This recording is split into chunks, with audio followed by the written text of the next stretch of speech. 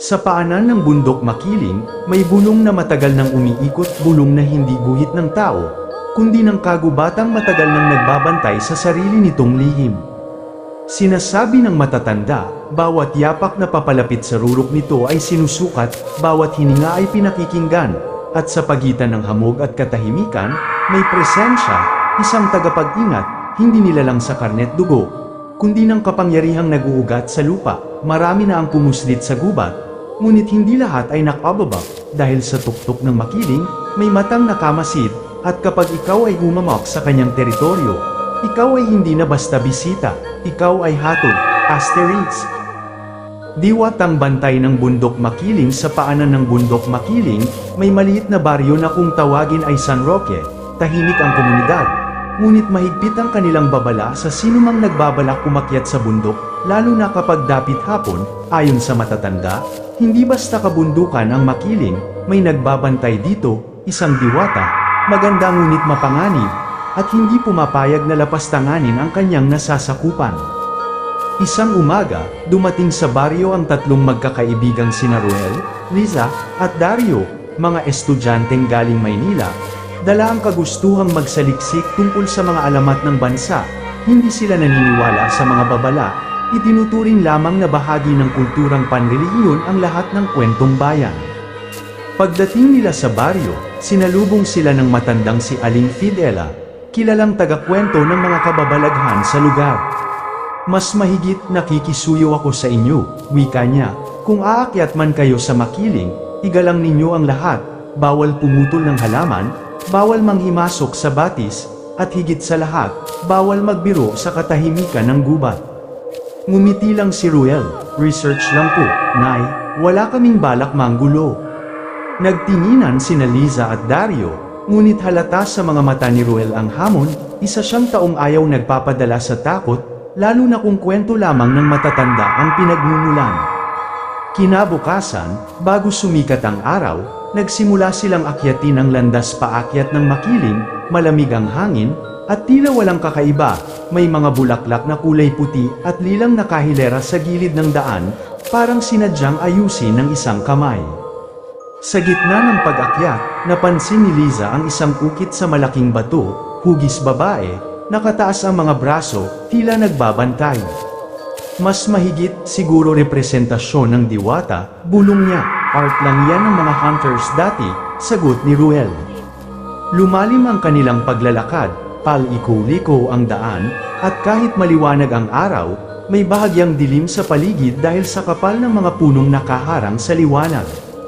Bandang kalagitnaan ng bundok, nakarating sila sa isang malawak na paraang natatakpan ng mga ligaw na bulaklak. Sa gitna nito'y isang batis na napakalinaw, na worry salamin sa ilalim ng araw. Ang ganda ng spot na to, ani Dario habang kumukuha ng litrato. Perfect for documentation, dagdag ni Liza, pero si Ruel, palakad-lakad, naghahanap ng matitibay na ebidensyang makapagdududa sa alamat ng diwata. Doon niya napansin ang isang punong kahoy na kakaiba ang anyo, tila inukita ng mukha ng isang babae, mahaba ang buhok, malamlam ang tingin. Mas mahigit, ito ang kukunan ko, sabi ni Ruel. Huwag mong hawakan, biglang sabi ni Liza, hindi sa atin yan. Umiling si Ruel at ngumiti ng mapanukso, ngunit bago pa niya mahawakan ang puno, biglang lumakas ang ihip ng hangin, gumalaw ang mga dahon sa paligid, tila may gumigising.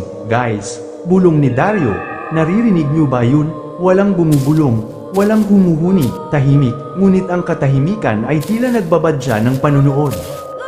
Muling bumalik ang tatlo sa gilid ng batis, paglingon nila sa direksyon ng punong kakaiba, wala na ito, naglaho na parang hindi umiral. Kanina lang nandyan yun, sigaw ni Ruel. Tumigil ka na nga, asar ni Liza, baka napapagod ka lang. Umupo sila para magpahinga. Ngunit sa mismong sandaling iyon, mula sa kabilang panig ng batis, may lumitaw, isang babae, nakaputing bihis, mahaba ang buhok, at ang bawat hakbang ay hindi lumilikha ng tunog, hindi siya lumulutang, ngunit para bang ang lupay kusang nagbubukas para bigyang daan siya. Hindi siya ngumingiti, hindi rin siya galit, ngunit ang kanyang presensya ay kayang magpawala ng anumang biruan. Magandang umaga, maingat na bati ni Liza. Hindi sumagot ang babae, tumingin lamang sa kanila, isa-isa, lalo na kay Ruel, na tila sinusukat ang kanilang intensyon. At sa isang iglap, naglaho siya sa pagitan ng mga bulaklak. Okay, nakita ko yun, aminado ni Ruel, pero tao lang yun, maybe hermit. Kung tao lang siya, sagot ni Dario, nasaan na siya ngayon? Nagdesisyon silang bumaba na muna at ipahinga ang isip, ngunit habang bumabalik sa landas, napansin nilang nag-iba ang paligid, ang mga halamang kanina lang pamilyar ay ngayon ay tila hindi na nila nakikilala, ang daan na dapat pababa ay tila paikot paakyat. Hindi dito to dumaan kanina, mahina ni Liza, sa di kalayuan, may nakita silang kubo, gawa sa kawayan, luma at walang usok na lumalabas, walang bakas ng tao, ngunit nakabukas ang pinto. Baka may pwedeng magtanong, wika ni Ruel. Pumasok sila sa kubo, walang gamit sa loob maliban sa isang mesa at isang mangkok na may sariwang tubig, walang pinggan, walang damit, walang anumang ebidensya ng paninirahan, ngunit malinaw na may pumapasok dito. Hindi ito ordinaryong lugar, bulong ni Liza, biglang may kumaluskos sa labas.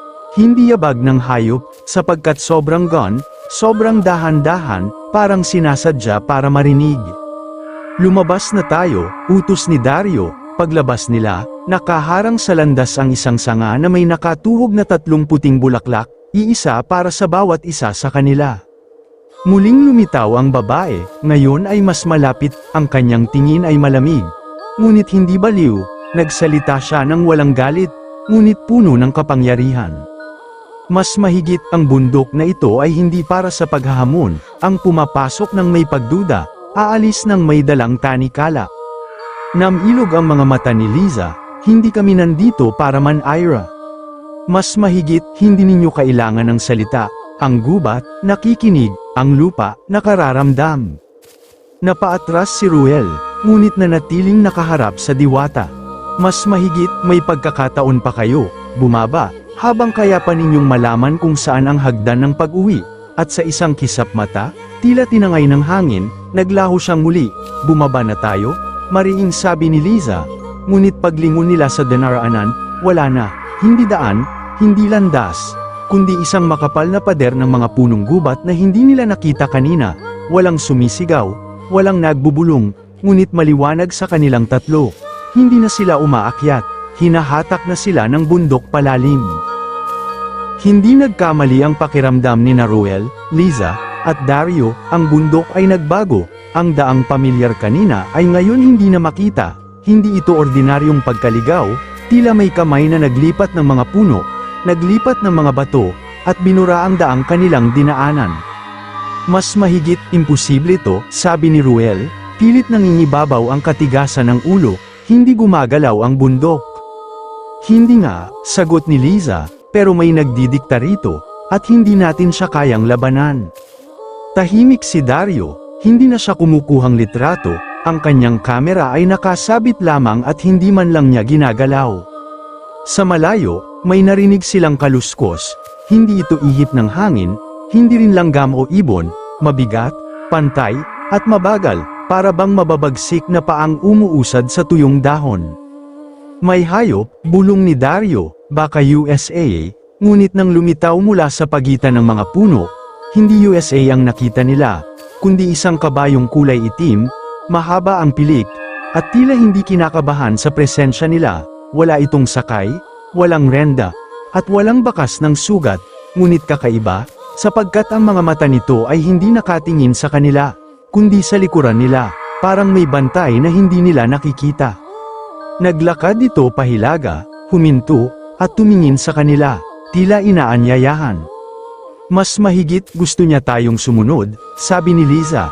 Hayop lang yan, sagot ni Ruel, hindi yan gabay. Hayop, tugon ni Dario, bakit wala man lang takot sa tao? Tahimik silang tatlo, at kahit hindi nila napag-usapan, sinundan nila ang kabayo. Habang sumusunod sila, napansin nilang hindi na sila dumadaan sa parehong uri ng halaman, ang mga bulaklak dito ay hindi na karaniwang puti o lila, may mga kulay bughaw, pula, at ginto, parang hindi lupa ang nag-alaga, kundi pag-aari. Sa bawat hakbang nila, May naririnig na ingay, huni na hindi kagaya ng ibon, kaluskos na hindi dulot ng tao, ngunit walang nagpapakita, walang nanghaharang, ngunit ramdam nilang pinagmamasdan sila. Mas mahigit, nararamdaman nyo ba? Mahina ni Liza. Oo, sagot ni Dario, hindi tayo hinahabol, pero sinusukat. Si Ruel, bagaman tila ayaw maniwala, ay hindi na nagsasalita. Hindi nagtagal, narating nila ang isang bahay, hindi kubo, kundi bahay na bato, lumang-luma, may bintanang gawa sa kahoy, at may pintuang bako-bako, walang tirador, walang bakod, ngunit buo na parang bagong linis. Mas mahigit, hindi ito pwedeng basta lumitaw sa gitna ng bundok, ani Liza. May tumitira rito, sagot ni Dario, ngunit hindi sila makalapit agad, sa harap ng pintuan ay may nakapatong na manggas ng puting tela, at sa ibabaw ay 3 piraso ng prutas, maliit, kulay kahel, at mabangong pagkain. Isa para kay Ruel, isa para kay Liza, isa para kay Dario. Para saan to? Tanong ni Ruel. Sinagot siya ng tunog, mula sa loob ng bahay, may kumalampag, parang palanggana na nalaglag, hindi sigaw, hindi boses, kundi babala. Mas mahigit, hindi tayo aanyayahan kung hindi kailangan, sabi ni Liza, kung aalis tayo ng walang paalam, baka hindi na tayo palabasa ng bundok. Bumukas ang pinto, mabagal, walang kamay na nagtulak, walang hangin. Pumasok sila, sa loob, walang tao, isang mesa, 3 upuan, at isang tapayang puno ng tubig. Sa dingding, may nakasulat sa lumang wika, ngunit hindi nila mabasa. Ngunit naroon, isang bagay na nakapagpatigil sa kanila. Isang salamin, hindi ito salamin ng mukha, kundi salamin ng tanawin. Nang tumingin sila, hindi nila nakita ang sarili nila. Kundi isang hagdang papunta sa tuktok ng bundok, at sa dulo, ang diwata. Galit ba siya? Tanong ni Dario. Hindi, sagot ni Liza, naghihintay. Si Ruel, na kanina'y palalo, ngayon ay tila hinuhubaran ng katigasan ng loob. Mas mahigit, bakit niya tayo pinapatawag? Hindi tayo pinapatawag, sagot ni Liza, sinusubok tayo. Muling umingay ang labas, ang kabayo, naghihintay pa rin. Kung aalis tayo ngayon, sabi ni Ruel, baka makalingat pa ang bundok at makalabas tayo. Kung aalis tayo ngayon, tugon ni Liza, baka habulin tayo at hindi na tayo makilala bilang tao. Tahimik si Dario, sa 3, siya ang hindi manananggol ng katapangan, pero siya ang pinakamarunong umintindi ng takot. Mas mahigit, kapag may bantay, wika niya, ibig sabihin may iniingatan, kung tatakas tayo, mas lalala. Lumabas sila ng bahay, wala na ang prutas, wala na ang tela. Sa halip, nasa lupa ay 3 tatak. Isang dahon, isang patak ng tubig, isang maliit na bato. Piliin natin, tanong ni Ruel. Hindi, sagot ni Liza, ito ang pipili sa atin. Ang kaba ni Dario ay bumigat sa hangin. Muli, lumitaw ang kabayong itim, ngunit ngayon nakatingin na ito sa kanila ng tuwiran, hindi galit, hindi rin masaya.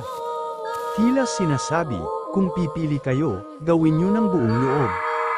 At sa di kalayuan, isang tinig, hindi sumisigaw, hindi humihiling, kundi nagsasabi.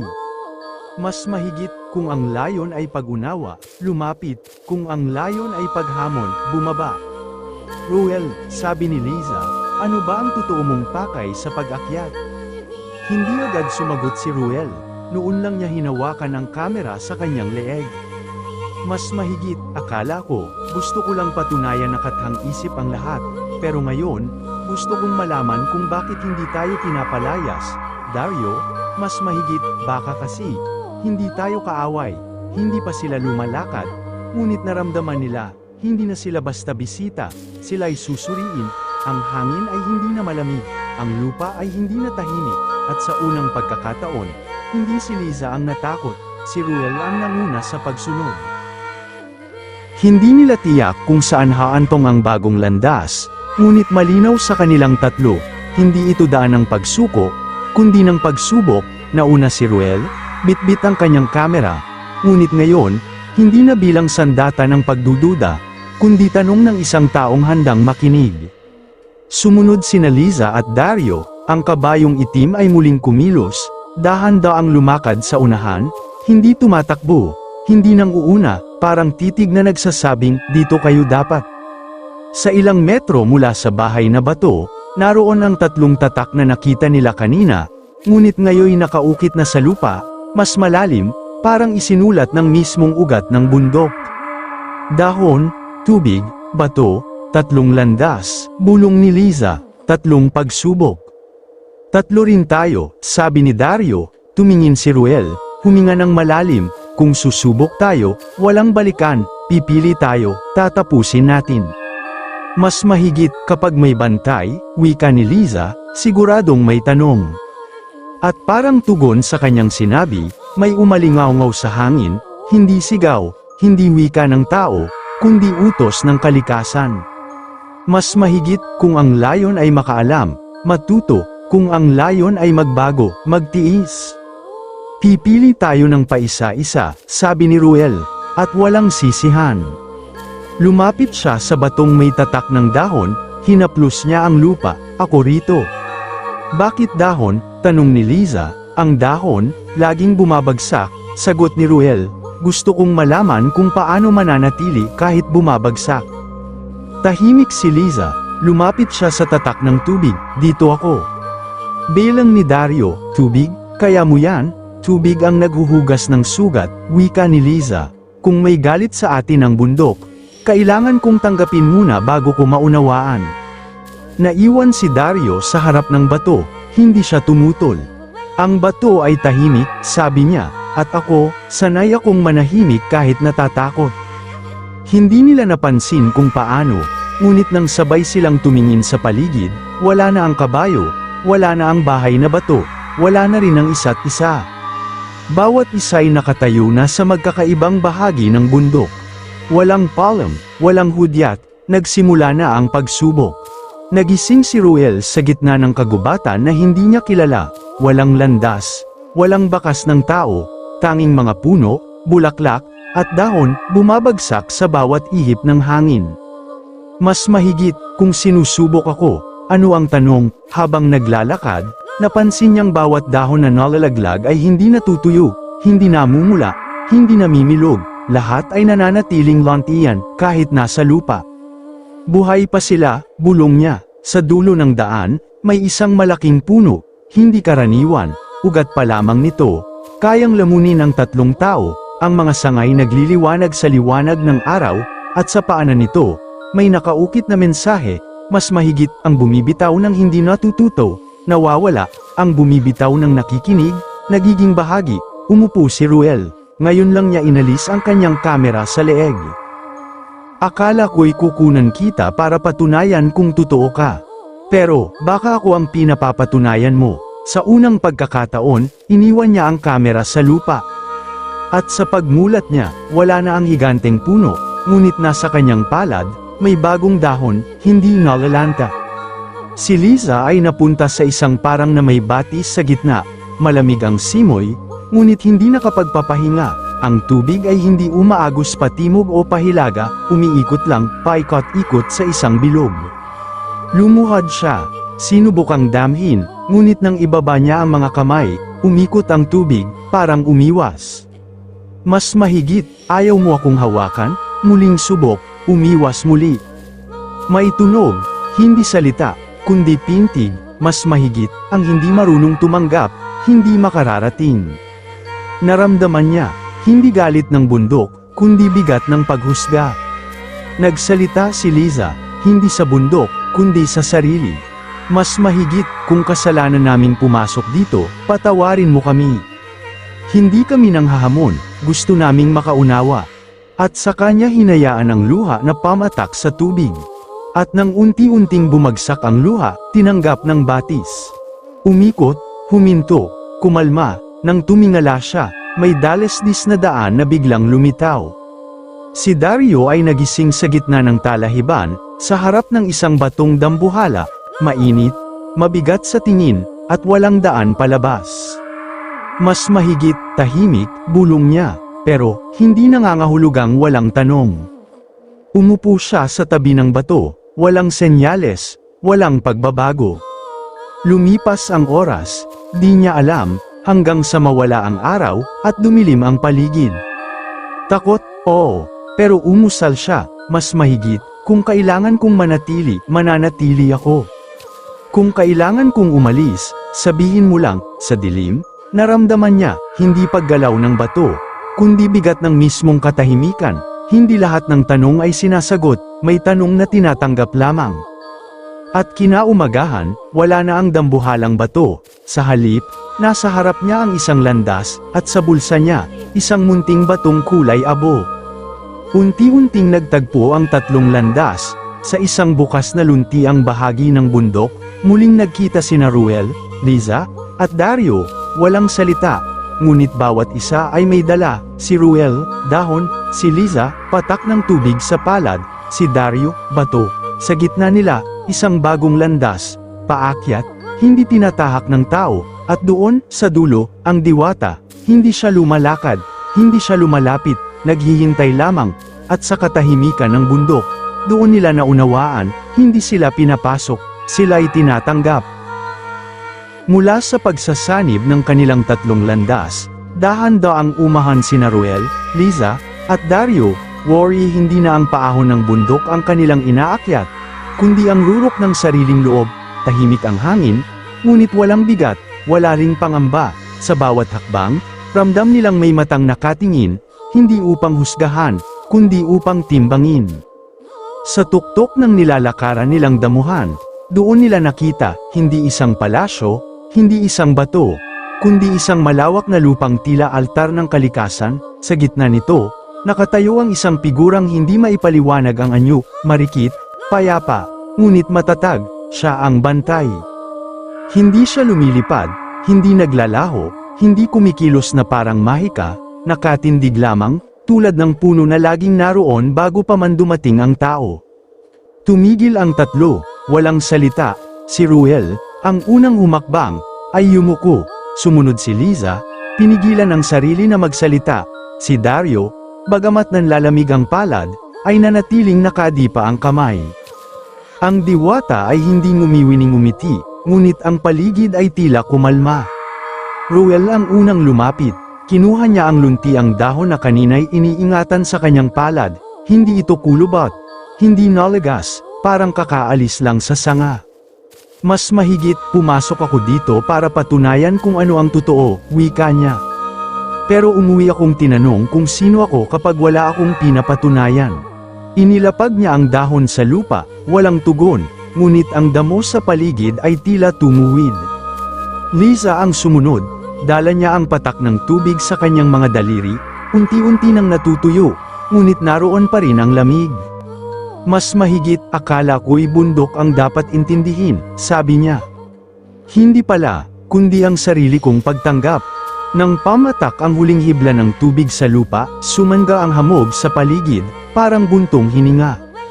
Dario naman ang huli, inilabas niya ang abong bato sa bulsa, wala itong kinang, ngunit tila mabigat pa rin. Mas mahigit, wala akong alam sabihin, mahinang tinig niya. Pero kung katahimikan ang tanong, ito na ang sagot ko. Inilapag niya ang bato, at sa pagdampi nito sa lupa, hindi ito bumaon, nanatili lamang, tahimik na nakatingin sa langit. Matapos ang kanilang mga handog, hindi pa rin kumibo ang diwata, ngunit hindi katahimikan ang Bamalot, kundi paghihintay. Tila tinatanong sila. Mas mahigit, bakit kayo bababa? Hindi sila humanda sa tanong na yun. Akala nila'y hahatulan sila kung karapat-dapat pumasok, ngunit iba pala, hinahatulan sila kung karapat-dapat umalis. Ruel ang sumagot, mas mahigit, hindi para magdala ng patunay, sabi niya. Kundi para magdala ng kwento, at hindi para ipagbunyi ang sarili namin. Liza ang nagpatuloy, mas mahigit, hindi namin sasabihing nakita ka namin, wika niya. Sasabihin naming may bundok na dapat igalang. Dario ang nagtapos, mas mahigit, kung may takot man sa baba, dahan niyang sambit. Hindi namin gagamiting sandata, gagamitin naming gabay.